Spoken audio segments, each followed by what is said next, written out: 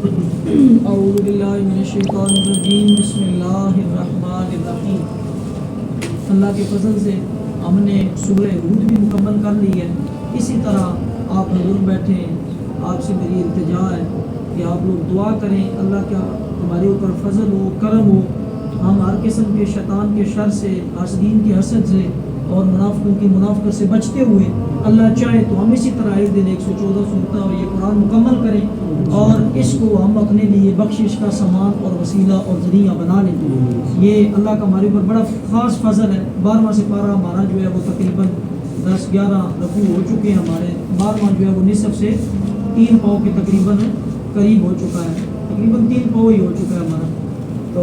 یہ اللہ کا بڑا خاص فضل ہے، یہ آپ سب مبارک کے مستحق ہیں کہ ہمیں اللہ اتنی توفیق دے رہا ہے۔ بس اللہ اس کے اندر ہمیں استقامت دے۔ ربنا لا تزغ قلوبنا بعد اذ ہدیتنا، اللہ ہدایت کے بعد ہمارے دلوں کو جو ہے نا ہدایت سے نہ ہٹائے۔ لا تزغ قلوبنا بعد اذ ہدیتنا وہب لنا من لدنک رحمۃ انک انت الوہاب، اور ربنا افرغ علینا صبرا، اللہ ہمیں صبر دے اس کے اوپر، چلنے کے اوپر، نیکی کے کام کے اوپر، تبلیغ کے کام کے اوپر۔ ربنا افرغ علینا صبرا وثبت اقدامنا، اور ہمیں اس کے اوپر ثابت قدم رکھ۔ ربنا افرغ علینا صبرا وثبت اقدامنا وانصرنا علی القوم الکافرین، اور کافروں کے خلاف اللہ ہماری مدد فرما۔ یہ سورہ ہود ہے، سورہ ہود جو یہ قرآن کی ترتیب ہے، اس حساب سے یہ ابھی کی جو ترتیب ہے، ترتیب توقیفی جو ہے، اس میں اس کا 11واں نمبر ہے، یعنی ہمیں 11ویں سورت مکمل کی ہے۔ اللہ نے چاہا تو کل ہم سورہ یونس شروع کریں گے جو ترتیب میں 12واں نمبر ہوگا، اور نزول کے اعتبار سے اس سورت کا نمبر ہے 52 ہے، 52، یعنی جو نزولی ترتیب ہے اس میں یہ 52 نمبر میں تھی، اب جو قرآن کی ترتیب ہے اس میں یہ 11ویں نمبر کے اوپر ہے۔ تو ہود اللہ کے ایک پیغمبر ہیں، ان کے نام سے اس سورت کا وجہ تسمیہ ہے، جو کہ قوم عاد کی طرف بھیجے گئے تھے۔ اس سورت کے اندر بہت زیادہ پیغمبروں کے 7-8 تقریباً امتوں کے قصے ہم نے پڑھے ہیں، وہ آج ہم اس کو خلاصے میں ساری چیزیں کور کریں گے۔ اس سورت کے 10 رکوع ہیں اور اس کے اندر 123 آیات ہیں۔ یہ سورت مکی ہے، مکی سورت آپ یاد رکھیں، اس کے اندر آپ کو آخرت، جنت، جہنم، قیامت، ملائکہ، فرشتے، توحید اور جو پچھلی امتوں کے قصے ہیں، یہ چیزیں آپ کو، تو یہی 5-7 چیزیں اس سورت کے اندر بھی ہم نے پڑھی۔ اللہ نے اس کا ابتدا جو شروع کی وہ اپنی حروف مقطعات سے شروع کر کے یہ کہا کہ یہ قرآن بڑا حکمتوں بھرا ہے، مقدس کلام ہے، یہ کوئی جادو شادو نہیں ہے، یہ اللہ وحدہ لا شریک ہے، اللہ کے علاوہ کسی کے شرک نہ کریں۔ وہی تنبیہ باندھی، پھر زمین آسمان کی تخلیق کا اللہ نے بتایا، پھر آگے نبیوں کے مختلف امتوں کے قصے بتائے، اور آخر میں اللہ تبارک و تعالیٰ نے اس صورت کا کنکلوژن یا سمری، اللہ نے بھی آخری رکوع سمری کے طور پہ دی ہے، جو ہم نے سمری رکھی ہے نا، آخری رکوع جو ہے نا اس کا، وہ سارا اس کا خلاصہ ہے کہ پچھلے جو 9 رکوعوں کے اندر ہے ان ساروں کا قصے بیان کرنے کا یا ان باتوں کا مقصد کیا ہے۔ یہ جو صورت ہے، اس صورت کے اندر ہم نے جو باتیں پڑھی، ابتدا ہے جو پہلا رکوع ہے، پہلے 2 رکوع اس کو ہے، جو وہ تعارف اور اللہ کی خاص توحید، اس قرآن کا تعارف، اللہ کا تعارف، اللہ کے نبی کا تعارف، اور ملائکہ، آخرت اور قیامت کا، ملائکہ کا ایمان، کتابوں کا ایمان، رسولوں کا ایمان، آخرت اور قیامت کا اور اللہ کا ڈر پیدا کرنے کا ہمیں حکم دیا گیا۔ یہ جو اس صورت کے پہلے 2 رکوع ہیں۔ بسم اللہ الرحمن الرحیم، اللہ نے شروع کیا الف لام را، اور وہ مقطعات ہیں جن کا مفہوم اللہ کے علاوہ کوئی نہیں جانتا۔ یہ جو کتاب ہے اس کی آیتیں حکمت بھری ہیں اور پھر تفصیل سے بیان کی گئی ہے۔ یہ جو کتاب ہے نا پوری کی پوری کتاب جو ہے، اس کے اندر جتنی باتیں آپ پڑھیں گے، جو آپ سنیں گے، جو آپ کو احکامات دیے جائیں گے، وہ 2 مقصد۔ ایک ہے کہ وہ کتاب احکمت، احکامات دیے جاتے ہیں اس کتاب کے اندر سے آپ کو،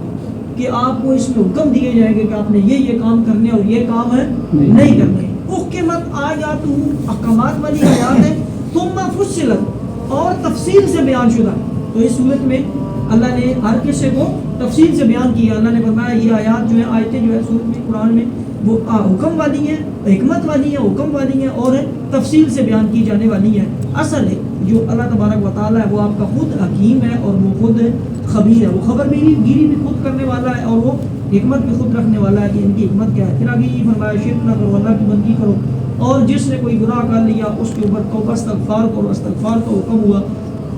اور جو تم میں استغفار کرے گا، سابقہ گناہوں پہ توبہ کرے گا، اللہ اس کو اچھی زندگی اچھا برتنا دے گا. شریعت نے اس قرآن کی آیت کے اندر اللہ نے دو باتیں فرمائی, متاعا حسنا, یہاں پہ متاعا حسنا ہے, اور ایک ہوتا ہے متاعا غرور. شاباش. ایک ہوتا ہے متاعا حسنا, ایک ہوتا ہے متاعا غرور. متاعا حسنا اچھا متاع, مال, اچھا مال. جو نیک کرے گا, جو توبہ استغفار کرے گا, نیکی کی راہ پہ گا, اللہ اسے متاع حسنا دے گا. واٹ از ڈفرنس, کیا فرق ہے متاع حسنا اور متاع غرور کے درمیان؟ متاع حسنا اور متاع غرور یہ ہے, جو نیک ہوتا ہے اس کو اللہ مال دیتا ہے نا, بے شک وہ امیر ہو جائے, گاڑیاں ہو جائیں, کوٹھیاں ہو جائیں, بنگلے ہو جائیں, یہ کوئی بات غلط نہیں ہے. یہ دنیا بھی اللہ نے بنائی ہے. ربنا آتنا فی الدنیا, پہلے دنیا مانگو پھر آخرت مانگو. اگر آپ دنیا میں بھی آپ کے پاس گاڑیاں ہیں, کوٹھیاں ہیں, اچھا کھانا پینا ہے, اللہ کا فضل ہے. لیکن یہ پتہ کیسے چلے گا کہ کس کے اوپر فضل متاع حسن ہے اور کس کے پاس متاع غرور ہے؟ تو جس کے پاس رزق آئے گا وہ اسے آگے غریبوں, یتیموں, مسکینوں, رشتہ داروں اور فقراء کے اندر بانٹ کے خود بھی کھائے گا, سب کو کھلائے گا. وہ متاع حسن آیا اور اس کے اوپر اللہ کا فضل ہوگا.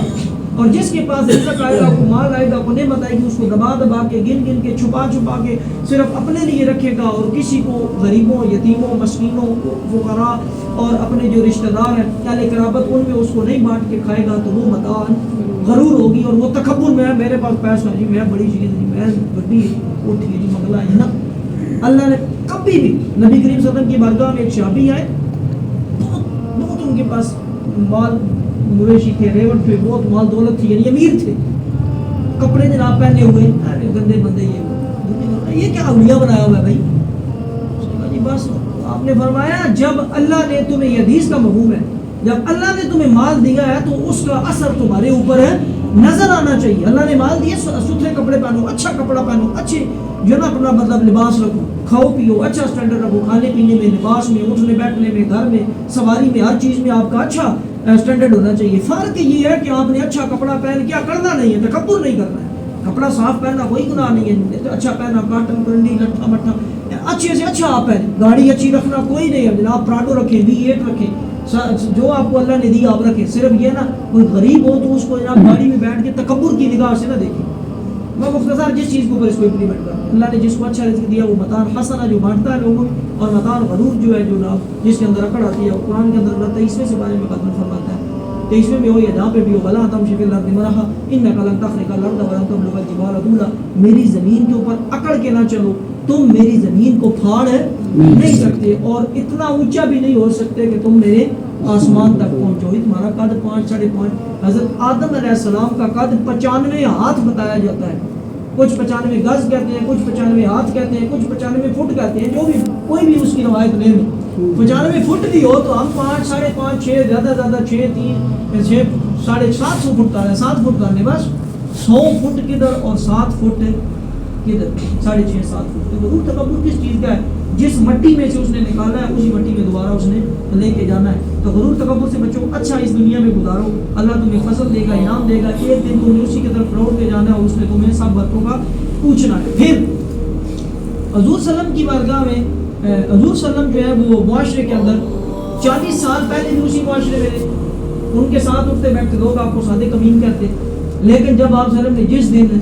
40 سال کی عمر میں آپ نے نبوت کا اعلان کیا تو آپ نے پہلے یہ پوچھا کہ اگر میں یہ کہوں کہ پہاڑ کی دوسری جانب سے لشکر آ رہا ہے تو تم کیا کہو گے؟ سب نے کہا جی آپ بتا دیں کہ آپ امین ہیں, یہی کہا. اور ساتھ ہی آپ نے کہا اللہ ایک ہے, اللہ وحدہ لا شریک ہے, میں اس کا نبی ہوں, محمد رسول اللہ, ٹھیک ہے جی, اور تم نے میری بات ماننی ہے. اور سارے تتر بتر فارغ اور دشمن ہونا شرار. اسی وقت ابھی پہلے پوچھا جناب کہ آپ سارے میری بات مانیں گے, میں جو آپ سچ پہ صادق امین, اور ساتھ ہی آپ کو. پھر کیا ہوا جب آپ تبلیغ کرتے نا, جدھر جانا جی اللہ ایک ہے جی, میں یہ تبلیغ قرآن اسلام اللہ کا حکم یہ باتیں جناب.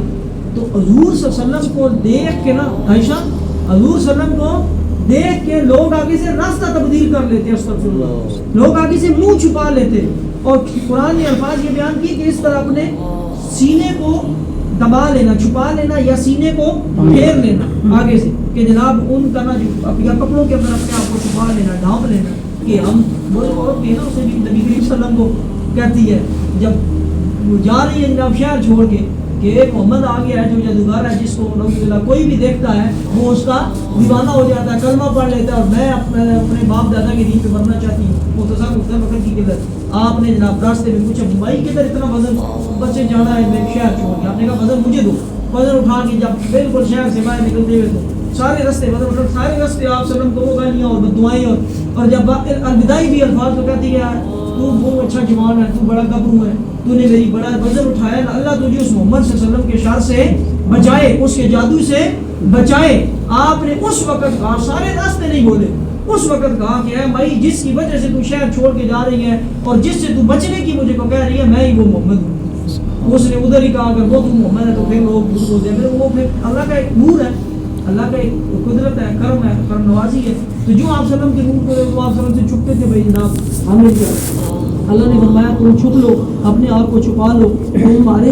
تم کہتے ہو نا کہ ہم چادر کے اندر چھپ جائیں گے، اپنا سینہ سکیڑ لیں گے، اللہ تو تمہارے دل، یہ سینہ ہے، سینے کے اندر دل ہے، اور دل کے اندر بندے کے خیال ہوتا ہے یا وسوسہ ہوتا ہے یا بات ہوتی ہے۔ اللہ فرماتا ہے میں جو سینہ ہے، سینے کے اندر دل ہے، اور دل کے اندر جو بات ہے، انہ علیم بذات الصدور، میں تو تمہاری اس بات کو بھی جانتا ہوں۔ چھپ کے کدھر جاؤ گے مجھ سے اور میرے محمد صلی اللہ علیہ وسلم سے؟ یہ باتیں کی، پھر فرمایا کہ جو کوئی جانور جتنے بھی ہیں ان سب کا رزق کون دیتا ہے؟ اللہ، اور اللہ کو پتہ ہے میں نے کسی کو رزق کیا دینا ہے، کسی کو کس طریقے سے، اس سے اگر سب کے رزق کا وہ ذمہ دار ہے تو ہر چیز کو پالنے والا اور ہر چیز کا جاننے والا وہ ہے۔ سات آسمان زمین اس نے بنائے۔ یہ شروع میں نا ابتدائی دو رکوع سارا اللہ نے اپنا تعارف کروایا کہ میں کس طرح کہوں، میں نے زمین آسمان بنائے، تمہیں رزق دیا، متان حسنہ دوں گا، نیکیاں کرو گے برائیاں کرو گے تو متان غرور ہے۔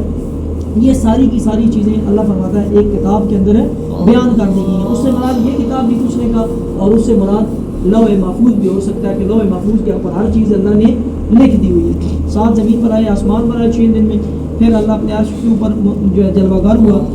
اور یہ ساری باتیں اللہ فرماتا ہے کافر کہیں گے یہ قرآن جو نہیں ہے یہ کیا ہے، یہ تو صرف اور صرف جادو ہے۔ اللہ نے فرمایا یہ جادو شادو نہیں ہے، یہ آسمان زمین، یہ پرندوں کا رزق تمہیں متاع نسل دینا، یہ ساری کی ساری چیزیں جو ہے نا مجھ اللہ کی دی ہوئی ہیں، لہٰذا یہ قرآن میں بھیج رہا ہوں، اور یہ قرآن جادو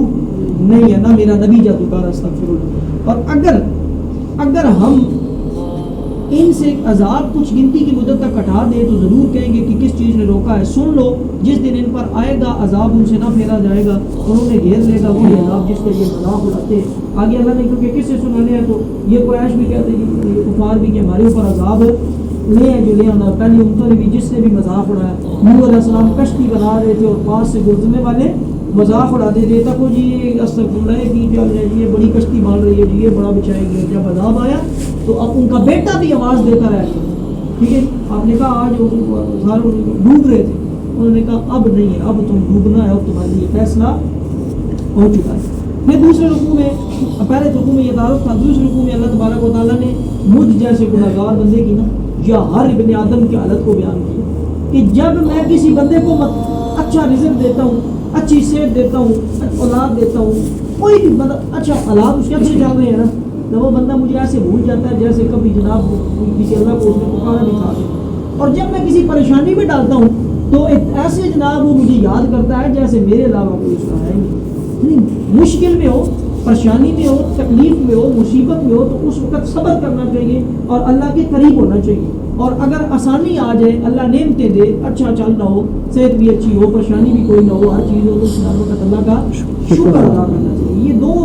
حالتیں بیان کر کے اس کا پورے رکوع کا مفہوم ہی ہے کہ اگر ہم کسی آدمی کو اپنی رحمت کا وعدہ چکھاتے ہیں نا، اور پھر وہ رحمت اس کو چکھا کے جب واپس چھینتے ہیں تو وہ بڑا نا امید نا شکرہ بن جاتا ہے، حالانکہ پہلے بھی میں نے ہی دی تھی، اللہ فرماتا ہے، اور جب میں نے دے رکھی ہے اس وقت جناب وہ بڑا خوش باش تھا، اور جب میں نے وہ کچھ عرصے کے لیے مدت کے لیے چھینی ہے تو وہ نا شکرہ بن گیا ہے، وہ بے نا امید ہونا شروع ہو گیا۔ جب پہلے میں اللہ نے دے دی تھی تو وہ دوبارہ بھی میں اللہ اس کو، اس کے اوپر ایک چھوٹا سا واقعہ سناؤں گا،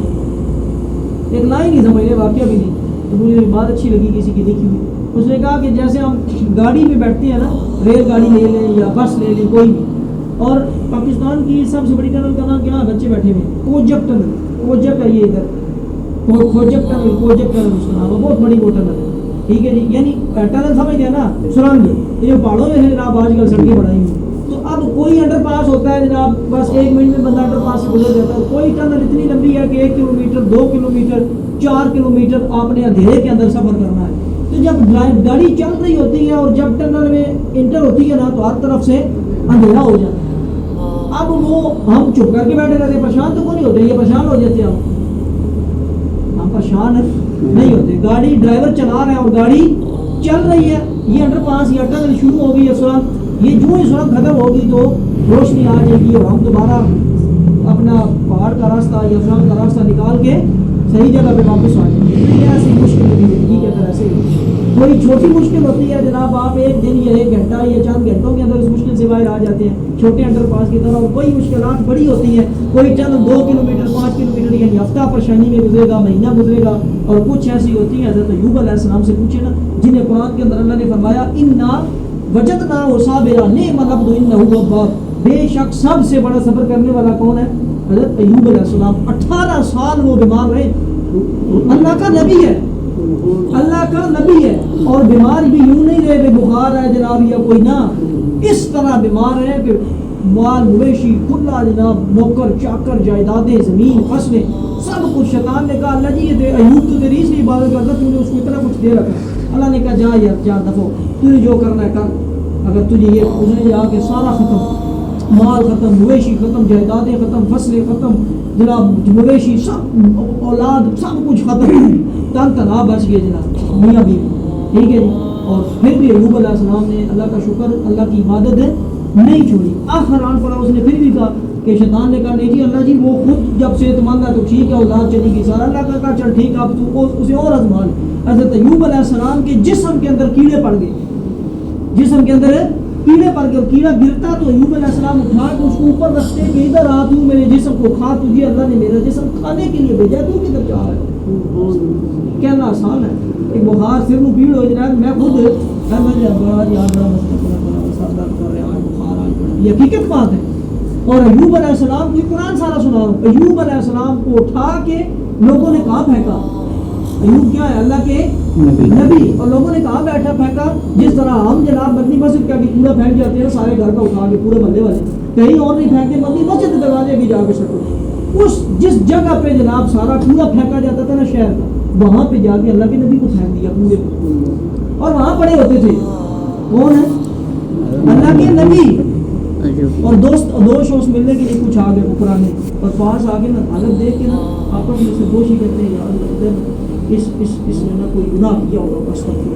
کوئی غلطی کی ہوگی, اللہ نے جناب ادھر اس کی پکڑ کی ہوئی ہے, تو بس ایوب علیہ السلام کیا پوچھا, اللہ جی مجھے اور تجھے تو پتہ ہے کیا معاملہ ہے, اور یہ کیا کہہ رہے. بات مختصر یہ ہے کہ جو بھی پریشانی اگر انہوں نے 18 سال دیکھیے, ہم میں سے کسی کو کوئی مشکل آتی ہے, کوئی بچہ بیمار ہو جاتا ہے, کوئی گاڑی کو حادثہ ہو جاتا ہے, کوئی اپنے ساتھ حادثہ ہو جاتا ہے, کوئی نوکری میں بس پریشانی آ جاتی ہے, وہ صحت کے اندر پریشانی آ جاتی ہے, کسی معاملے کے اندر پریشانی آ جاتی ہے, تو اس چیز کو ہم وقتی طور پہ صبر نہیں کرتے. حضور صلی اللہ علیہ وسلم کی حدیث سنا کہ اس والے رکوع کو ترجمے کو ختم کر رہا ہوں, آپ کی حدیث کا یہ مفہوم ہے کہ مومن کا نا بڑا عجیب معاملہ ہے, مومن کا تھوڑا ساتھ دے تاکہ جاگتے رہے, مومن کا عجیب معاملہ ہے. مومن دونوں حالتوں میں صبر پا رہا ہے, ثواب حاصل کرتا ہے, چاہے وہ پریشانی کے اندر ہے تب بھی ثواب حاصل کرتا ہے, چاہے خوشی کے اندر ہے تب بھی. اب خوشی میں ثواب اور پریشانی میں ثواب آپ نے فرمایا. مومن بندہ جب خوش ہوتا ہے, جب نعمتیں ہوتی ہیں, جب آسانی میں ہوتا ہے, وہ اللہ کا شکر ادا کرتا ہے, اور اس کو اللہ کی طرف سے ثواب اور رحمت ملتی رہتی ہیں. اور جب کسی پریشانی میں, کسی تکلیف میں, کسی بیماری میں, کسی مصیبت میں, کسی آزمائش کے اندر پھنسا ہوا ہوتا ہے, اور اس وقت صبر کر کے وہ اللہ سے رحمتیں اور ثواب اور برکتیں سمیٹ. تو یہ کبھی بھی وہ ٹنل کی طرح مشکلات زندگی بھر نہیں چلنی ہے, ایک دن کوئی بھی مشکل ابوانی ہے اور اس نے چلے جانا ہے. اللہ ان کے اوپر ہمیں صبر دے. آگے پھر مختلف یہ باتیں کر کے اللہ تبارک و تعالیٰ نے آگے سے جو ہے وہ وقت جو زیادہ لگ رہا تھا, وہ پہلے 2 رکوع میں آگے بس ایک قصہ ہے سیدھا سیدھا, پھر اللہ نے آگے تیسرا رکوع جو اس کا شروع کیا, اس کے اندر سب سے پہلا جو قصہ اللہ نے بیان کیا وہ اللہ نے بیان کیا نوح علیہ السلام. نوح علیہ السلام کی قوم تھی, اور یہ قصے کیوں بیان کیے, ہماری تربیت کے لیے, ہمیں سمجھانے کے لیے. جیسے اللہ نے شروع میں فرمایا کہ یہ ساری چیزیں میں نے بنائی ہیں, میں دلوں کے حال بھی جانتا ہوں, اور اس لیے بنایا کہ تم میری بات ہے, میرے نبی کی بات ہے, مانو, نہیں مانو گے تو یہ 7 قصے سنانے لگا ہوں. اللہ فرما رہا ہے ان 7 قصوں میں دیکھ لو جنہوں نے نبی کی بات مانی ہے ان کا کیا حشر ہوا ہے، جنہوں نے نبی کی بات نہیں مانی ان کا کیا حشر ہوا ہے۔ وہ مختصر وقت کی قلت کی سبب نوح علیہ السلام کی قوم، اس کے جناب کیا ہوا، حضرت نوح ان کا نام اصل نام نہیں ہے، یشکر ان کا نام میں نے پڑھا، اور حضرت نوح علیہ السلام نے بھی کئی جگہوں پہ جناب ہے کہ 1000 سے لے کے 1500 سال تک وقت گزارا، کچھ جگہ پہ 950 سال، 1000 سال، ایوریج 1000 بھی گزار ہیں، 1000 سال وہ رہے، تبلیغ کی انہوں نے قوم کو، پھر قوم نہیں مانی، پھر جا کے ان کے اوپر عذاب آیا۔ ہر نبی جتنے ہم کسے پڑھیں گے سب نبی آئے، ہر نبی نے آ کے کہا میں اللہ کا رسول ہوں اور اللہ ایک ہے، اللہ ایک ہے اور میں اللہ کا رسول ہوں، میں اللہ کی طرف سے ہدایت تمہاری طرف لے کے، اور ہر نبی نے آ کے یہ کہا کہ میں فقط تبلیغ کا کام کرتا ہوں اللہ کو راضی کرنے کے لیے، مجھے تم سے کوئی دنیاوی اجرت فائدہ اور کوئی دنیاوی لالچ نہیں ہے، نہ مجھے پیسہ چاہیے، نہ کوئی لڑکی چاہیے، نہ کوئی عورت چاہیے، نہ کوئی عہدہ چاہیے، نہ بادشاہ چاہیے، مجھے کیا چاہیے، اللہ کی رضا چاہیے، میں اللہ کو راضی کرنے کے لیے اللہ کا حکم تمہارے تک پہنچانے کے لیے۔ اور ہر قوم کا موسٹلی کامنلی یعنی کامن عموم طور پہ سب کا ایک ہی جواب، سب نبیوں کی تبلیغ بھی ایک ہی رہی ہے، اللہ کے علاوہ کسی کو نہیں بات کرو، اللہ کا نبی اللہ کے حکم مانو، اور جواب بھی آگے ہر قوم کا یہی رہا ہے کہ جی تک یہ اللہ نے ایک بشر کو نبی بنا دیا، دیکھو جی یہ جدگار ہو گیا، دیکھو یہ اپنے باپ دادا کے دین سے پھر گیا، اور یہاں تک ہوا کہ رسولوں کو کہا ہم تمہیں قتل کر دیں گے، شہید کر دیں گے معاذ اللہ، ہم تمہیں شہر سے نکال دیں گے، ہم تمہیں قید کر دیں گے، ہم تمہیں مار دیں گے، ہم تمہیں اذیت دیں گے، اور آگے سے نبیوں نے کہا کہ جو کرنا ہے ہمارے ساتھ کر لو، اللہ ہمارے ساتھ ہے، اور ہم نے اس تبلیغ کے کام کو چھوڑنا نہیں۔ تو نوح علیہ السلام کا انہوں نے تبلیغ کی، قوم نے جنہوں نے بات مان لی 950 سال تبلیغ کرتے رہے، بہت کم لوگ آپ کی اس میں آئے تبلیغ کے ذریعے اثر مسلمان ہوئے، پھر آپ دل برداشتہ ہوئے، اور قوم نے کہا جاتا ہے کہ سب اولو العزم لفظ، یہ کچھ لفظ بتا کر تو یاد کر لیا کریں، 1,24,000 پیغمبر ہے اللہ کے، اس میں سے جو اولو العزم ہے نا وہ صرف 4 یا 5 پیغمبر ہیں، اولو العزم جن کے اندر حضرت نوح علیہ السلام کا بھی نام آتا ہے۔ اولو العزم وہ ہے کہ جس کے اوپر صحیح مشکلیں پہاڑ بن کے ٹوٹی ہیں لیکن اس کے باوجود وہ صبر کرتا رہا۔ میں غالباً یعقوب علیہ السلام کا بھی شاید اس کے اندر نام آتا ہے، تو اس کے اندر نوح علیہ السلام، یہ نوح علیہ السلام کہا جاتا ہے کہ اگر سب سے زیادہ کسی نبی کو قوم نے ستایا ہے تو وہ حضرت نوح علیہ السلام، اتنا ستایا، اتنا مار دیں گے تمہیں، یہ کر دیں گے تمہیں، وہ کر دیں گے، اور شرک کے اندر بہت آگے چلے گئے ہوئے۔ پھر آپ نے دعا کی اللہ جی ظالموں کو تباہ برباد کر دے، اللہ نے کہا کشتی بنائی، آپ نے کشتی بنائی، وقت کی قلت مقدر بس کشتی بنائی، پھر اللہ کا عذاب آیا، زمین سے بھی پانی، آسمان سے بھی پانی، ٹھیک ہے، نیچے سے بھی پانی، اوپر سے بھی پانی، اور درمیان میں وہ سارے پانی کے اندر، ٹھیک ہے جی، کتنا کچھ رہتے، ایک ہفتہ، جتنا بھی دن بتائے جاتے ہیں، 15 دن 14 دن جتنا بھی دن تھا اتنے دن وہ عذاب چلتا رہا، ادھر 4 گھنٹے 6 گھنٹے یا ایک دن لگاتار بارش ہو جائے، بڑے اللہ جی بس کر دو، پھر ادھکار ڈین لگے، سو ملا دو، اور اتنے دن نیچے سے بھی پانی اوپر سے بھی پانی، عذاب ہوا، صرف جو کشتی میں تھے وہ بچے، آپ کی بیوی اور آپ کا بیٹا نہ ماننے والوں تھے میں سے تھے، وہ بھی غرق کر دیے گئے، صرف اسی لیے نوح علیہ السلام کو آدم ثانی کہا جاتا ہے، دنیا کی تمام مخلوقات صرف جو کشتی کے اندر جنات چرند پرند اور جو بنی آدم تھے وہ زندہ رہے، اس کے علاوہ باقی سارے تباہ و برباد اور ہلاک اور ختم کر دیے گئے۔ پھر جناب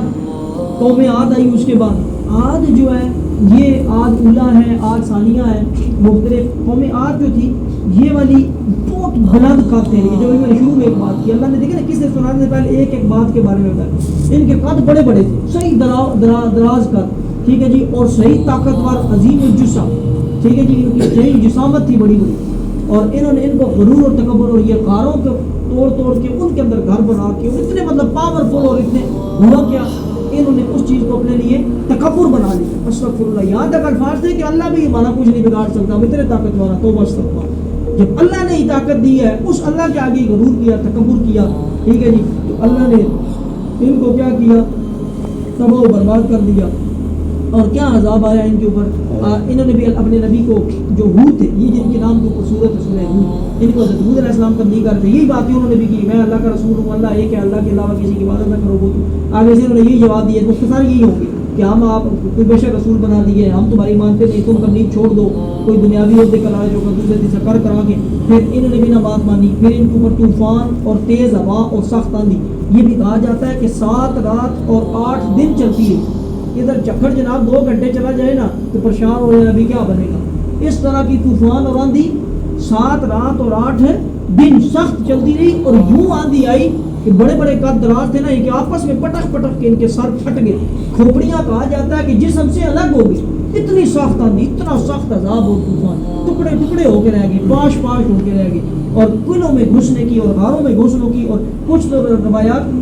کے اندر رہتا ہے, تاریخ کے اندر, کہ ان کے قد بڑے تھے, انہوں نے زمین کے اندر گڑے کھود کے اپنے آپ کو اس میں دبانے کی کوشش کی, لیکن جتنا دبے ہوئے تھے اتنا بھی اندر اور اوپر سے دھڑ الگ اور سر الگ اور ٹکڑے ٹکڑے اللہ نے کر کے رکھا. اللہ نے کہا جب تم میری بات نہیں مانو گے, میرے اگر تکبر کرو گے تو پھر اس کا انجام یہی ہوگا. پھر قوم سمود, ان کو آدھے ثانی بھی کہا جاتا ہے, اور یہ صالح علیہ السلام کی قوم ہے. انہوں نے بھی اسی طریقے سے جھٹلایا. یعنی کی طرف حضرت صالح علیہ السلام آئے, انہوں نے بھی یہ کہا میرا کلمہ پڑھو, اللہ کی عبادت کرو, بتوں کی پوجا نہ کرو. آگے سے انہوں نے جھٹلایا, اور پھر انہوں نے معجزے کی ڈیمانڈ کی. اللہ نے اونٹنی کو بھیجا, سامنے چٹان میں سے اونٹنی نکلی, جب ان کی آنکھوں کے سامنے معجزہ آ گیا پھر انہوں نے انکار کر دیا. ایون دیٹ حتیٰ کہ یہ ہوا کہ عورتوں کے کہنے کے اوپر ان کو کچھ اوباش 9 بتائے جاتے ہیں, 9 اوباش تھے. انہوں نے مل کے اس اونٹنی کو شہید کرنے کا منصوبہ بنایا, اس اونٹنی کو شہید کیا اور اس معجزے کو یوں ہی شہید کیا. تو اس کے بدلے 3 دن کے اندر ان کے اوپر عذاب آیا. اللہ تبارک و تعالیٰ نے ان کو تباہ و برباد. اور ان کے اوپر کیا عذاب آیا تھا, بڑی سخت کہا جاتا ہے کہ چیخ آئی تھی اور ساتھ زلزلہ آیا تھا, چنگاڑ آئی تھی. یہ کہا جاتا ہے کہ زمین کے اندر سے چیخ بخار نکلی تھی, چیخ نکلی تھی. ٹھیک ہے جی, ادھر تھوڑا سا ساؤنڈ لگا ہو نا, تیز کر دے تو کان پھٹنا شروع ہو جاتے ہیں. یہ محفل شافل جب ہوتے ہیں جہاں بولتے ہو کوئی سو کر ان کو مٹھا کرے. جب اللہ کوئی عذاب بھیجے گا, جیسے قیامت کے دن سوٹ پھونکا جائے گا, تو کہا جاتا ہے کہ ان کے کلیجے پھٹ گئے اس کی آواز سے, کانوں کے پردے پھٹ گئے, جسم اتنی سخت چیخ اور اتنی سخت چنگاڑ تھی. ٹھیک ہے جی, یہ ابھی تو بچے بیٹھے ہیں, جوان بھی بیٹھے ہیں, ابھی آپ فزکس پڑھتے ہیں, کیمسٹری پڑھتے ہیں, یہ ایکس رے تو آپ بہت بھی کرانے جاتے ہیں. کمرے کے اوپر نہ وہ کراس سا بنا ہوتا ہے کہ ایکس رے ہے, الٹرا وائلٹ ریز ہے, کوئی بندہ اندر ہے نہ, اندر ہے نہ ہے. یہ موبائل ہے, اس کے سگنل ہے. کہا جاتا ہے جی یہ دل کو اور دماغ کو, میں مختصر ابھی بات کروں گا, صرف یہ وہ سگنل نظر نہ آنے والے ہمارے دل کو تکلیف دیتے ہیں ہماری. اور ایسی ایسی شوائیں ہیں, آپ الرجی, یہ جو سرجری آپ کہتے ہیں گردے میں پتھری ہے جناب, وہ کہتے ہیں یہ پیٹ پھاڑنا ہی نہیں ہے, صرف اندر ہم نے اندر ہی لیزر لائٹ مارنی ہے, اور جہاں پہ پتھری ہے وہاں پہ ہی ہم نے لیزر ٹیکنالوجی سرجری پڑھتے ہیں نا. اگر ہم یہ کر سکتے ہیں کہ صرف لائٹ لگے اور وہ وہاں پہ ریزہ ہو جائے, تو اللہ کے پاس فرشتے اور نظام اور ایسا, اللہ تو صرف ایک آواز بھیجے اور ان کے کلیجے پاش پاش اور ٹکڑے ٹکڑے اور ایسی چیخ چگاڑ بھیجے. اللہ تمہارا بالکل ممکن ہے, مشکل کام نہیں ہے. پھر حضرت ابراہیم علیہ السلام کا قصہ, ان کے پاس فرشتے آئے. آگے لوط علیہ السلام کی قوم کا قصہ. ٹھیک ہے جی, لوط علیہ السلام کی قوم کے پاس جو ہے وہ آئے, تو انہوں نے آگے لوط علیہ السلام کی قوم کا سب سے زیادہ گناہ تھا. ان کو ان کے نبی جو تھے وہ کہتے تھے کہ تمہارے علاوہ دنیا کے اوپر یہ ظلم ہے کسی نے نہیں کیا کہ تم عورتوں سے اپنی حاجت چھوڑ کے مردوں سے اپنی حاجت پوری کرتے ہو. اسی کو لوطی فعل کہا جاتا ہے. یہ سب سے بڑا گناہ ہے. زنا بھی گناہ ہے, لیکن یہ جو لوطی فعل ہے یہ اس سے بھی برا گناہ ہے. تو ان کے اوپر بھی یہی معاملہ تھا, وہ بھی غرور تکبر کرتے تھے, بات نہیں مانتے تھے. فرشتے آئے تھے, فرشتے انسانی شکل میں آئے, ان کو بھی انہوں نے جناب بیوی نے جا کے بتا دیا, لوط علیہ السلام کی بیوی قوم کو, اور وہ وہاں پہنچ گئے ان کے ساتھ بھی بدکاری کرنے کے لیے. لیکن وہ فرشتے تھے, انہوں نے کہا جی بس ہمیں گواہی مل گئی ہے کہ یہ لوگ ظالم ہیں, آپ دروازہ کھولیں. جبرائیل علیہ السلام نے دروازہ کھولا, وہ سب بندے ہو گئے, وہاں ہی رہے. اور لوط علیہ السلام اپنی ماننے والوں اور اپنے خاندان والوں کو لے کے نکل گئے, اور باقی ساروں کو وہاں ہی پتھر کا عذاب دے کے سنسار کر کے مار دیا گیا. اسی لیے ہم امام ابو حنیفہ رحمۃ اللہ علیہ کے مقلد ہیں. ان کے مطابق جو بندہ لوطی فعل کرے اس بندے کو اوپر اونچائی سے الٹا پھینکا جائے اور اس کو اوپر سے پتھر مار مار کے ہلاک کر دیا جائے جو یہ والا کام کرے. کیونکہ اس قوم کو بھی جبرائیل علیہ السلام نے یوں اٹھایا, زمین کا ٹکڑا آسمان تک لے کے گئے اور وہاں سے الٹا کر کے نیچے پھینکا, اور یہ زمین یہ لوگ بالکل ٹکڑے ٹکڑے ریزہ ریزہ ہو کے رہ گئے, اور سب کو اوپر پتھروں کا عذاب ہوا. پھر آگے اصحاب مدین, شعیب علیہ السلام کی قوم, بس 2-3 رہ گئی جی. یہ قوم کیا کرتی تھی, ناپ تول میں کمی کرتی تھی, ڈاکہ ڈالتے تھے, ڈاکہ دنی کرتے تھے, فساد برپا کرتے تھے. اللہ نے ان کے اوپر بھی چیخ اور چگاڑ کا عذاب بھیجا. اللہ نے فرمایا یہ ناپ تول میں کمی نہ کرو, ڈاکہ نہ مارو, اور خون ریزیاں نہ کرو, زمین میں فساد نہ برپا کرو. حضرت شعیب علیہ السلام تبلیغ کرتے تھے, لوگ دور دور سے سننے آتے تھے, اور جب لوگ ان کی تبلیغ کے لیے آتے تھے اور یہ راستے میں ان کی جیبیں کاٹنے کے لیے, ڈاکے مارنے کے لیے کھڑے ہوئے تھے. موسیٰ اور فرعون کا, موسیٰ علیہ السلام اور فرعون کا قصہ وہ بھی ہے. اس کے اندر بھی یہ عبرت ہے کہ جناب جو موسیٰ علیہ السلام کے ماننے والے تھے ان کو اللہ نے دریا کے اندر سے بھی راستہ دے کے بچا لیا، اور جو نہ ماننے والے تھے اس کو اسی کے اندر دبو کے، اور اللہ نے فرمایا یہ فرعون اور اس کے اوپر اتنا ظلم ہے کہ قیامت کے دن بھی فرعون سب سے پہلے جہنم کی طرف جائے گا، اور اپنے جو ماننے والے ہیں فرعون کے ماننے والے ان سب کو لے کے جہنم کی طرف جائے گا۔ یہ تھا 7 قصے تھے اس کے اندر، قصہ نوح علیہ السلام کا، عاد علیہ السلام کا، ہود علیہ السلام کا قوم عاد، اور صالح علیہ السلام، اور حضرت لوط کی قوم، ٹھیک ہے جی، حضرت شعیب کی قوم، حضرت موسیٰ کی قوم، اور 7واں حضرت ابراہیم علیہ السلام۔ یہ 7 قصے تھے، 7 قصوں کے اندر ہمیں یہی بات سمجھ آئی کہ جس نے جو ہے وہ معجزات کا انکار کیا، یا جس نے ناپ تول میں کسی نے کمی کی، کسی نے ڈاکہ ڈالا، کسی نے فساد کیا، کسی نے معجزات مانگ کے انکار کیا، کسی نے تکبر کیا، یہ جتنے ہم نے 7 قسم کی نافرمانیاں پڑھی ہیں، یہ خالی اس لیے نہیں ہے کہ بھائی جناب اللہ نے ویسے ہی بیان کر دیا کہ نوح علیہ السلام کی قوم فلاں کی قوم فلاں کی قوم یہ کام، یہ اس لیے بیان ہوا ہے کہ ہم یہ والے جو برے کام انہوں نے کیے ہیں ان کاموں سے محمد صلی اللہ علیہ وسلم کی قوم ہے، محمد صلی اللہ علیہ وسلم کی امت ہے بچے، نہیں تو جو کام کیا جاتا ہے اس کے بدلے یہ والا عذاب ہوتا ہے۔ پھر یہ قصے بیان کر کے اللہ تبارک و تعالیٰ نے آخری جو 2 رکوع ہیں ان کے اندر بس جی 2 سے 4 میں صرف ہو، اور آخری جو 2 رکوع ہیں ان کے اندر کنکلوژن اور سمری دیا آخری رکوع کے اندر۔ اللہ تبارک و تعالیٰ نے فرمایا اللہ اکبر کہ یہ جو قصے بستیوں کی خبریں ہم تمہیں سناتے ہیں نا، اللہ فرماتا ہے یہ جتنے قصے سنائے ہیں ان میں سے کوئی بستی اس دنیا پہ موجود ہے کھڑی ہے، اور کوئی میں نے ختم کر دی ہے، یعنی کچھ کے نشان آپ کو مل جائیں گے اور کچھ کو میں نے ایسے تباہ و برباد کیا کہ ان کے دنیا پہ تمہیں نشان بھی نظر آئیں گے۔ حضور اکرم صلی اللہ علیہ وسلم ایک دفعہ سفر میں تھے، اور سفر کے دوران یہ بڑا مشہور واقعہ ہے، صحابہ کرام نے جناب پانی لیا تھا، پانی لے کے آٹا گوندھا تھا، ہنڈی تیار ہو رہی تھی، آٹا گوندھ رہا تھا، حضور آئے اور حضور میں خبر دی گئی کہ یہ وہ علاقہ ہے، یہ وہ کنویں ہے جہاں سے آپ کے صحابہ پانی بھر کے لائے ہوئے، جو عاد اور ثمود اور ان لوگوں کی یہ بستی ہے جن کے اوپر اللہ نے عذاب کیا تھا۔ تو حضور صلی اللہ علیہ وسلم نے آتے ہی حکم دیا کہ یہ آٹا جو گوندھا ہوا ہے اس کو پھینک دیا جائے، جو ہنڈی پکی ہوئی ہے اس کو الٹا دیا جائے، یہ وہ جگہ ہے، وہ بستی ہے، وہ کنویں ہے، وہ پانی ہے بدبخت قوموں کے کہ جن کے اوپر اللہ نے عذاب کیا تھا، لہذا اور اس جگہ سے فوری طور پہ بھاگا جائے۔ اس جگہ پہ ہمیں تو خالی جناب وہ کون سا محکمہ جی افضل صاحب جو آج کل جو tourism PTDC Pakistan tourism and development corporation, ٹھیک ہے جی، ٹھیک ہے، اچھا محکمہ ہے، میں ایک جنرل بات کر رہا ہوں، یا عموم بھی لوگ کہتے ہو جی زمین میں خوب وہ کرو،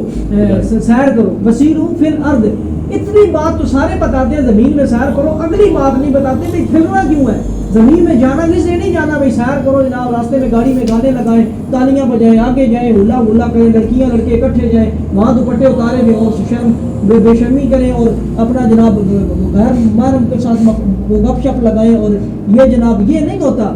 کہ جناب پھر مقصد اللہ وہ کہتے قرآن میں لکھا ہے جی سیرو فی الارض، اگلا نہیں پڑھتے کہ لکھا کیوں ہے سیرو فی الارض، زمین میں جاؤ کیوں، زمین میں اس لیے جاؤ جا کے دیکھو کہ جہاں جہاں پہ اللہ نے بستیوں کے اوپر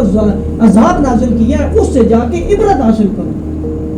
اس لیے سیرو فی الارض ہے کہ زمین میں سفر کرو اور جہاں جا کے ان بستیوں کو، ان علاقوں کو، ان جگہوں کو، ان ملکوں کو دیکھو کہ جہاں جہاں پہ اللہ نے عذاب کی ہے ان کے گناہوں کے سبب تاکہ تم ان سے عبرت حاصل کرو۔ اور ہم کرتے ہیں جناب سفر کرنے کے لیے، گھومنے پھرنے کے لیے، انجوائمنٹ کرنے کے لیے ہم اس طریقے سے کام کرتے ہیں، انجوائے کرنے کا، سفر کرنے کا یہ انداز نہیں ہے، بلکہ اس کا مقصد ہے آپ کی قبرستان میں کیوں جاتے ہیں، جنازے میں ہم نے کیوں جانا ہے، کسی بیمار کی بیمار پرسی کرنے کیوں جانا ہے کہ کل کو ہم بھی بیمار ہو سکتے ہیں، ہمارے دل کے اندر درد پیدا ہو کسی بیمار کا، پھر کل کو ہم نے بھی مرنا ہے، ٹھیک ہے جی، تو ہمیں آخرت کا خوف ہو، قبرستان میں اس لیے جانا ہے کہ کل کو ہم نے بھی اس قبر کے اندر پڑے ہوئے ہیں، عبرت حاصل کرنے کے لیے۔ یہ دنیا عبرت کی جا ہے، تماشا نہیں ہے، یہ تماشے کے لیے نہیں ہے، یہ عبرت کا مقام ہے، سیکھو اس کے اندر سے۔ تو اللہ فرماتا ہے یہ بستیوں کے قصے ہم تمہیں سناتے ہیں، کوئی کھڑی ہے کوئی کٹ گئی ہے، اور اللہ فرماتا ہے میں نے کسی بھی قوم، ساتوں کی ساتوں یا کوئی بھی قوم ہے، میں نے اگر عذاب کیا تو میں نے ان کے اوپر ظلم ہے نہیں کیا، انہوں نے گناہ کیے ہیں، اور گناہ اللہ نے آگے ابھی ہمارے پوائنٹ کی بات آ رہی ہے، یہ آپ لوگوں کی ہم سب کے لیے بات آ رہی ہے۔ اللہ فرماتا ہے کہ جب کسی بستی میں نا کوئی اگر ایک آدھا بھی تبلیغ کرنے والے موجود ہوتے ہیں نا تو اس وقت تک تبلیغ کے لیے یا امر بالمعروف ونہی عن المنکر، نیکی کا حکم دیتے رہیں اور برائی سے روکتے رہیں، اس وقت تک اللہ اس بستی کے اوپر، اس علاقے کے اوپر، اس محلے کے اوپر، اس کالونی کے اوپر یا اس گلی کے اوپر عذاب نہیں کرتا۔ یہ ہم تبلیغ کر رہے ہیں الحمدللہ ثم الحمدللہ، بے شک ہو سکتا ہے آپ سے زیادہ گناہگار ہوں، لیکن چلو کم سے کم ہم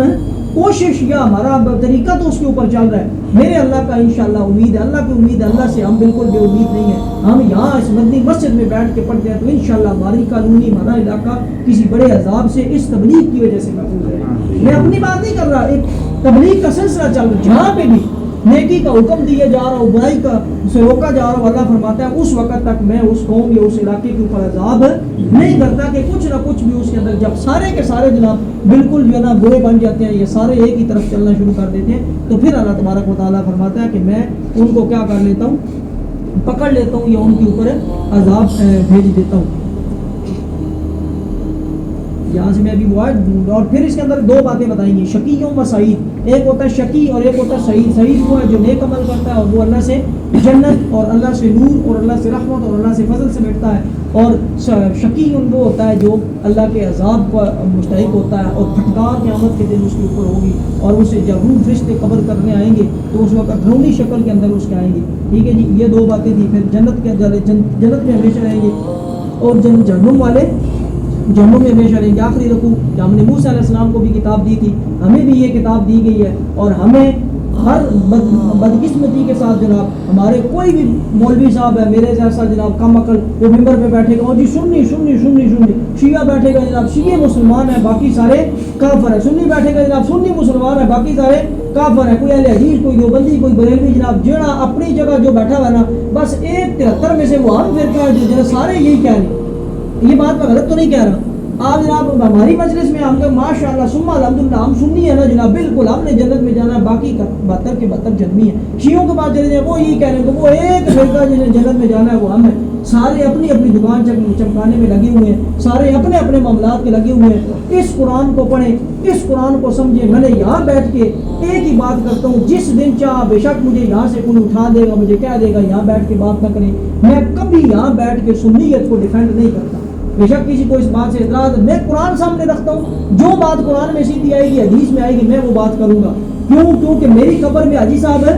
آپ نے نہیں ہونا. جتنے بیٹھے ہیں میری قبر میں آپ میں سے کل کو کسی نے بھی نہیں ہونا. میں یہاں بیٹھ کے یہ کہتا رہوں کہ نہیں ہے جناب, اگر ہم یہ بات غلط کرتے ہیں تو نہ یہ سنی شیعہ دیوبندی بریلوی حدیث یہ وہ ان چکروں سے نکل گئی. سیدھا سیدھا قرآن کے اندر ہے کہ ابراہیم علیہ السلام جو تھے نا وہ سیدھے اور سادے بالکل مسلمان تھے. تو یہی ہمیں یہاں پہ بات بتائی گئی کہ بے شک موسیٰ کو بھی کتاب دی, اس کے اندر لوگوں نے اختلاف کیا, توجہ میری جانب, اور اس سے پہلے یہ نہ ہو کہ ان میں فیصلہ کر دیا جاتا. اور دھوکے کے اندر آپ قرآن پڑھیں, قرآن بہت بڑا ہے, 6666 کم و بیش غلطی معافی 555 یا 558 جو بھی رکوع ہے. میں نے ایک بات کرتا ہوں کہ 5 نمازیں ایسا ہم سے پوری کرنا مشکل. میں خود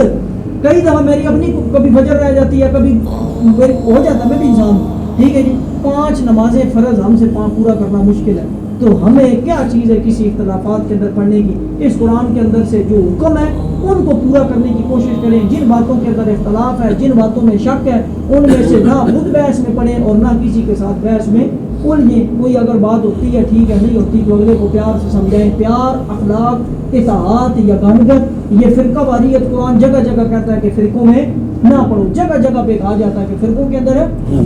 یہ جو ہے نا ہم پنجابی سندھی بلوچی پٹھان یہ صرف اس وجہ سے ہے کہ ہمارا صوبہ, اور وہ یہ نہیں ہے کہ جناب اگر پٹھان ادھر ہے تو پنجابیوں سے لڑنا شروع کر دیں یا پنجابی ادھر جائیں, تو یہ صرف فزیکلی ڈویژنس ہے. اسی طرح سنی شیعہ دیوبندی یہ ہمارے عقائد ہیں, ان کے اوپر ہمیں ایک دوسرے کو کافر کہنے کی یا لڑائی کہنے کی ضرورت نہیں ہے. جس کا دل مانتا ہے امام ابو حنیفہ کی بات مانے, جس کا دل مانتا ہے امام احمد بن حنبل کی مانے, جس کا دل مانتا ہے امام شافعی کی مانے, جس کا دل مانتا ہے امام مالک کی مانے, لیکن اللہ اور اس کے رسول کے حکم کو مانے. آپ کسی کو جناب ادھر تو اہل کتاب قرآن کے اندر لکھا ہوا ہے کہ اہل کتاب کے ہاتھ کا ذبیحہ کھانا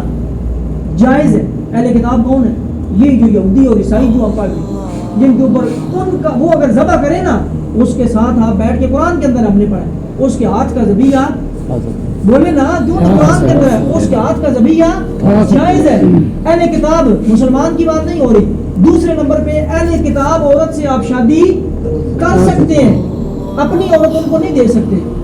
ٹھیک ہے جی, ان کی عورت سے آپ شادی کر سکتے ہیں تاکہ اس کو آپ مسلمان کریں, تاکہ اس کو آپ دین اپنے کے اوپر لے کے آئیں. تو جناب اتنے جناب شیعہ کا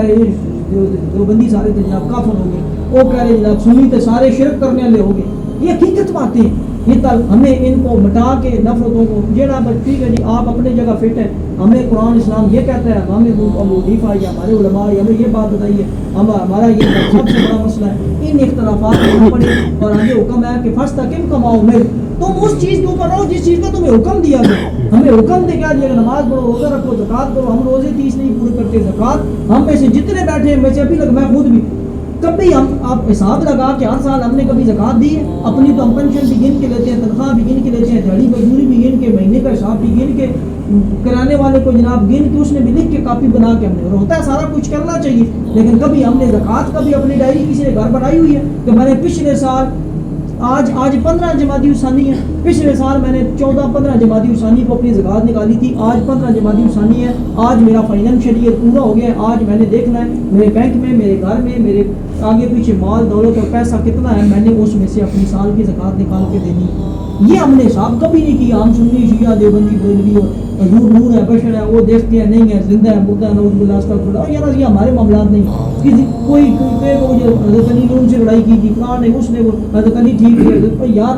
حضور صلی اللہ علیہ وسلم کے حدیث اصحابی کا نجوم بے مقتدین تدیکم تعدل عباد اللہ رحمۃ اللہ, میرے تمام صحابہ ستاروں کی مانند ہے. تو ہمیں اس طرح کی جو اختلاف کی میں بھی بات کروں تو میری بات کو بھی بس ادھر سے سنے اور ادھر سے نکال دیں. جو پتہ کی بات ہے, جو کام کی بات ہے, فاستقم کما امرت, تو قائم رہو جیسا تمہیں حکم ہے اور جو تمہارے ساتھ رسول آیا ہے. اے لوگوں سرکشی نہ کرو, ظلم نہ کرو, بے شک اللہ تمہارے تمام کاموں کو دیکھ رہا ہے. اور ظالم کوئی بھی ظلم کر رہا ہے اس کا ساتھ نہ دو, کسی کی مدد نہ کرو, نماز قائم کرو. نماز تمہارے گناہوں کو دھوتی ہے. کل بھی ایک واقعہ سنایا تھا کہ ایک صحابی سے غلطی ہو گئی تھی, کچھ کہتے ہیں کسی اور کا بوسہ لے لیا تھا, کچھ کہتے ہیں صرف زنا نہیں کیا تھا, باقی وہ جو بھی ہوا تھا ان سے غلطی ہوئی تھی. حضور صلی اللہ علیہ وسلم کی بارگاہ میں آ کے انہوں نے عرض کی میرے اوپر حد لگا, وہ تو حد لگتی ہے. آپ نے فرمایا جو وضو کرو, زور کا نفل ادا کرو, اللہ سے توبہ کرو, اللہ تمہارا گناہ, نماز گناہوں کو دھوتی ہے. ان الحسنات یذہبن السیئات, آپ نماز پڑھیں, کوئی غلطی ہو جائے, کوئی پریشانی ہو جائے, کوئی بھی معاملہ ہو, آپ کیا کرنا ہے جی, آپ نے ایھا الذین آمنوا استعینوا بالصبر والصلاۃ, صبر کرنا ہے اور نماز سے اللہ کی مدد چاہنی ہے. یہ نماز حضور صلی اللہ علیہ وسلم کے حدیث کا مفہوم ہے. فجر پڑھی تو جو ہے نا عشاء سے فجر تک کے گناہ معاف, زور پڑھی تو فجر سے زور تک کے گناہ معاف, عصر پڑھی تو زور سے عصر تک کے معاف, جمعہ پڑھا دوسرا جمعہ پڑھا ایک جمعے سے دوسرے جمعے تک گناہ معاف, اور اگر آپ نے جناب عید پڑھی تو ایک عید سے دوسرے عید تک گناہ معاف, اگر آپ نے رمضان کے 30 روزے رکھے تو پچھلے رمضان سے لے کے اس رمضان تک پورے سال کے گناہ. اس سے کوئی آسان اور پیاری رحمت کی بات ہے, یہ پیار کی باتیں ہیں, یہ رحمت کی باتیں ہیں, یہ والے سارے حکم دیے گئے. اور اللہ تبارک و تعالیٰ نے فرمایا کہ زمین میں تو کیوں نہ ہوئے تم میں, یہ والی آیت جو میں تبلیغ کی بات کر رہا ہوں, کیوں نہ ہوئے تم سے اگلی سمتوں میں ایسے جن میں بھلائی کا کچھ حصہ لگا رہا ہوتا, کہ وہ بھلائی کے اوپر, تبلیغ کے اوپر, نیکی کے کام کو حکم اور برائی سے روکنے کے لیے لگے رہتے ہوتے, کہ زمین میں فساد سے روکتے. ہاں ان میں تھوڑے تھے وہی جن کو ہم نے نجات دی, جو اس کام میں تھے ان کو اللہ نے بچا لیا, اور ظالم اسی عیش کے پیچھے پڑے رہے جو انہیں دیا گیا, اور وہ گناہ گار تھے. اور تمہارا رب ایسا نہیں ہے کہ بستیوں کو بے وجہ ہلاک کر دیتا ہے کہ ان کے لوگ اچھے ہوں. اگر تمہارا رب چاہتا تو سب آدمی ایک امت ہوتے, اختلاف نہ کرتے. یہ ہماری باتیں بیان کر کے آخر میں اللہ تبارک و تعالیٰ نے فرمایا کہ سب کچھ ہم تمہیں رسولوں کی خبریں سناتے ہیں. یہ سارے رسولوں کے قصے سنائے جس سے تمہارا دل ٹھہرائے, تمہارے دل کو استقامت ملے, اور اس صورت میں تمہارے پاس حق آیا ہے. ٹھیک ہے جی, حکم احکام اور مسلمانوں کو پند و نصیحت. اس صورت کے اندر مسلمانوں کو کوئی بھی واقعہ ہے نا, بزرگ سارے بیٹھے ہیں, وہ سنایا جاتا ہے جناب کسی بچے کی, یا کوئی استاد ہے انہوں نے کسی کی وہ تربیت, مجھے اچھی طرح یاد ہے, میں اپنی بات اس لیے بچے ہیں, میں نے بھی اسکول کالجوں میں ہر جگہ پڑھا ہے. ہم کالج میں پہلا بس درس تقریباً ختم ہو گیا. کالج میں میرا پہلا دن, شروع کے دن تھے ہمارے, تو ہمارے ایک ٹیچر تھے کلاس میں, جیسے بھی درس چل رہا ہے پیچھے لڑکا آیا جناب, انہوں نے اس کو آگے بڑھا, ادھر آگے سب سے فرنٹ میں جناب ادھر آئے, یہ دیکھ رہے جی اس لڑکے کو, دیکھ رہے اس کے 2 کان ہیں, 2 ہی کان ہیں, ناک ایک ہی ہے, تمہاری طرح ہی انسان ہے, کھاتا پیتا ہے, واش روم بھی جاتا ہوگا, اٹھتا بیٹھا سوتا بھی ہوگا, ساری باتیں بتا کے نا. انہوں نے کہا اس بچے نے پچھلے سال پورے صوبے کے اندر بورڈ میں پوزیشن حاصل کی ہے. مطلب کیا ہوا اس بات سے, انہوں نے سمجھایا, نصیحت کی کہ یار اگر یہ محنت کر کے بورڈ میں پوزیشن لے سکتا ہے تو تم بھی محنت کر کے بورڈ میں پوزیشن لے سکتے ہو. میرے اوپر اللہ کا کرم ہوا, میں نے بھی بورڈ میں پوزیشن لی الحمدللہ, ثم الحمدللہ, میرے بڑا اللہ کا فضل اور انعام رہا ہے. تو کہنے کا کی بات مقصد یہ کہ یہ اسی طرح کوئی بزرگ ہے, کوئی پنچایت ہوتی ہے, کوئی لڑائی جھگڑا ہوتا ہے, تو لوگ ٹھیک ہے کیا کرتے ہیں بتا کے یار تک تو دیکھو اس بات میں تم دونوں لڑو گے, لڑ کے تھانے جاؤ گے, پرچے کراؤ گے, پولیس کو ادھر بھی پیسے دو گے، تم بھی دو گے، پھر آگے کچہریوں میں جاؤ گے، کے کھاؤ گے، اور اس چیز کا کوئی فائدہ نہیں. یعنی کوئی بھی مثال لے لیں، میں تھانے کی دے رہا ہوں، کلاس کی دے رہا ہوں، گھر بھائیوں کی لڑائی کی دے لیں. ہم کہانیاں پڑھتے ہوتے ہیں، جناب 4 بچے تھے، باپ نے لکڑیاں منگائی، کہا یہ ٹوٹ گئی، جوڑ کے رہو گے تو یوں رہو گے، ٹوٹ جائیں گے. تو یہ سارے نصیحتیں واقعات کس لیے ہوتے ہیں؟ ان کے اندر سے سبق حاصل کرنے کے لیے. تو اللہ نے یہ جو واقعات سنائے یہ اس لیے کہ ہم ان چیزوں کے اوپر عمل کریں، نہیں تو ہم ناپ تول میں کمی نہ کریں، ہم وعدہ خلافی نہ کریں، ہم فساد نہ برپا کریں، ہم جو ہے وہ اللہ کے معجزات جو یہ ہمارے پاس اس ٹائم پہ اللہ کا معجزہ کون سا ہے؟ ہمارا یہ کام ہے کہ ہم اس قرآن کو صرف یہ نہیں کہ جناب بچی رخصت کرنی ہے، قرآن لے جی قرآن لے، دلہن کو بلانا ہے. دلہن نے شاید سارا یہ قرآن نہ پہلے پڑھے جاتے نہ مڑ کے پھر پڑھے، اور اتنا اچھا اس کو اونچی جگہ پہ رکھو جناب جدھر کبھی ہاتھ ہی نہ پہنچ سکے. یہ پھر الگ ٹاپک کھل جائے گا کیونکہ وقت پہلے بہت ہو گیا. مختصر بات ہے کہ ہمارے پاس یہ معجزہ ہے، ہم نے اس کو سنبھالنا ہے، اس کی قدر کرنی ہے، اس کے اوپر اللہ کا شکر ادا کرنا ہے کہ اللہ نے ہمیں یہ قرآن جیسا معجزہ دیا، اللہ نے ہمیں محمد رسول اللہ جیسا نبی دیا، اور جس کی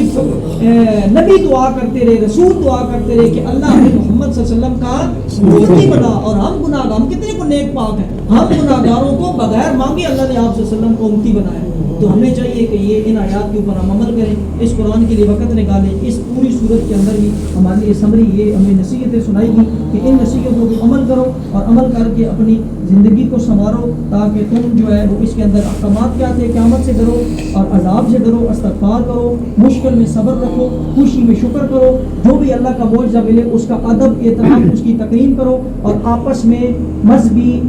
سوشل سماجی کسی بھی طرح کے اختلاف نہ کرو. سنی شیعہ دیوبندی پنجابی پلوچی پٹھان اس میں نہ پڑھو، ظلم کا ساتھ نہ دو اور نماز قائم کرو. اور بچنا کس سے ہے؟ ریاکاری نہیں کرنی، نبی کا مذاق نہیں اڑانا، شرک نہیں کرنا، تکبر کسی بھی صورت میں نہیں کرنا، معجزے کو تکلیف یا اذیت نہیں دینی ہے، معجزے کی جو عزت اکرام ہے وہ کرنی ہے، اور لوٹی پھیر سے بچنا ہے، ناپ تول میں کمی سے بچنا ہے، ڈاکہ زنی نہیں کرنی ہے، اور فساد زمین میں ہمیشہ صلح کی کوشش کریں. کسی سے لڑائی جھگڑا کو معاملہ ہو بھی جائے معاف کر کے صلح کر لیں، اور معجزات کا انکار نہ کریں، غرور تکبر سے بچیں. یہ احکامات ہیں جو بیان کیا، کوئی غلطی بھول چوک کمی گستاخی اللہ معاف فرمائے. انشاءاللہ اللہ نے چاہا تو کل ہم سورہ یوسف کو شروع کریں گے. الحمدللہ رب العالمین والعاقبۃ للمتقین والصلاۃ والسلام علی اشرف الانبیاء والمرسلین. اللہ جی یہ تیرے بزرگ بندے معصوم بچے جمال بھائی تیرے اس قرآن کو درمیان رکھے، میں گناہگار ہم سب تیری بارگاہ میں ہاتھوں کو اٹھائے ہوئے ہیں. اللہ ہماری ادنا حاضری کو قبول فرما. اللہ دور سے کوئی چل کے آیا، کوئی نزدیک سے چل کے آیا، جس نے جس بھی مشکل میں اپنا وقت دنیا کے نکال کے، ان دنیا کے جھمیلوں سے نکال کے تیرے قرآن کے لیے، تیرے اس نورانی گھر کے اندر بیٹھ کے تیرے اس نورانی آیات کو، تیرے نبی کے اس معجزے کو سن کر اس کی عزت احترام کی. تیرا قرآن کے اندر فرمان ہے وَإِذَا قُرِئَ الْقُرْآنُ فَاسْتَمِعُوا، جب قرآن پڑھا جائے اس کو توجہ سے سنو. اللہ جی انہوں نے بیٹھ کے توجہ سے سنا، ہم سب کو اپنی شان کے مطابق اجر عطا فرما. اس کے صدقے ہمارے مرحومین کے صغیرہ کبیرہ گناہ معاف فرما. اللہ جی اس کے صدقے ہمارے مرحومین کی قبروں کو منور اور روشن فرما. اللہ جب ہم فوت ہو جائیں، ہم مر جائیں، اس وقت ہماری قبروں کے اندر بھی موت کے وقت پل صراط کے گزرتے کے اوپر اللہ جی میزان کے وقت ہر جگہ پہ اس پاک کلام کا نور، اس پاک کلام کی مدد، اس پاک کلام کی ہدایت، اس پاک کلام کی شفاعت اور اپنے نبی کی شفاعت نصیب فرما. اپنی رحمت اور اپنے فضل سے ہمیں ہمارے مرحومین کو جنت عطا فرما، جہنم سے بچا، دنیا آخرت کی عزتیں بنائیاں، رحمتیں، راحت اور فضل نصیب فرما. اللہ جی ہم سب کو بھی متاع حسنہ عطا فرما، ہمیں متاع غرور سے بچا. اللہ جی ہم سب کو سعید بنا، ہم بھی شقیوں سے ہمیں بچا. اللہ جی دنیا آخرت کی عزتیں بنائیاں نصیب فرما. جو احکامات پڑے ان کے اوپر ہمیں ثابت قدم رہنے کی، ان کے اوپر چل کر اپنی قبر حشر دنیا آخر سنوارنے کی. یا الہ العالمین، یا رب العالمین ہمارے ہر کے اوپر رحم کرم نازل فرما، اور اپنی جماعت جناب سے رحمت خاص کی بارش نازل فرما. اللہ جی ہم سب کے دلوں کے حال آپ جانتے ہیں. اس صورت میں بھی ہم نے آپ کو پڑھا کہ سینوں کے حال سے آپ واقف ہیں. اللہ ایک ایک کے لیے نہیں، سب کے دل کو آپ جانتے ہیں. جتنے مجھ سمیت دعا میں شامل ہیں، سب کے دلوں کے اندر جو نیک جائز حاجات خواہشات تمنائیں آرزوئیں ارادے دعائیں ہیں، سب کی دعائیں پوری فرما، سب کی حاجت روائی فرما، سب کی مشکل کشائی فرما. تیرے علاوہ کوئی حاجت روا نہیں، تیرے علاوہ کوئی مشکل کشا نہیں. اللہ جی تجھ سے مانگتے ہیں، ہم مخلوق ہیں، آپ خالق ہیں، ہم مانگنے والے ہیں، آپ عطا کرنے والے ہیں. سب کی خالی جھولیوں کو بھر کے سب کی دعائیں التجائیں مقبول اور منظور فرما. سب کے حال کو اپنا رحم کرم نازل فرما. مشکلات یا دافع بلیات یا شافی دافع الامراض یا مسبب الاسباب انک مجیب الدعوات یا ارحم الراحمین. اللہ جی جس طرح آج ہم نے سورہ ہود کو مکمل کیا، ہم گناہگاروں کو توفیق دے اسی طرح تیرا پورا کلام آخر تک 30 سے پارے 114 صورتیں ہم اس کے نور سمیٹ کے ان کو پڑھ کے سمجھ کے اس کے اندر سے ہدیہ تبلیغ حاصل کریں اور اس کو مکمل کرنے کی پایا تکمیل تک پہنچانے کی توفیق عطا فرما. ربنا اغفر لي ولوالدي والمؤمنين يوم يقوم الحساب. صلی اللہ تعالی علیہ وسلم. امام احباب کا بہت شکریہ.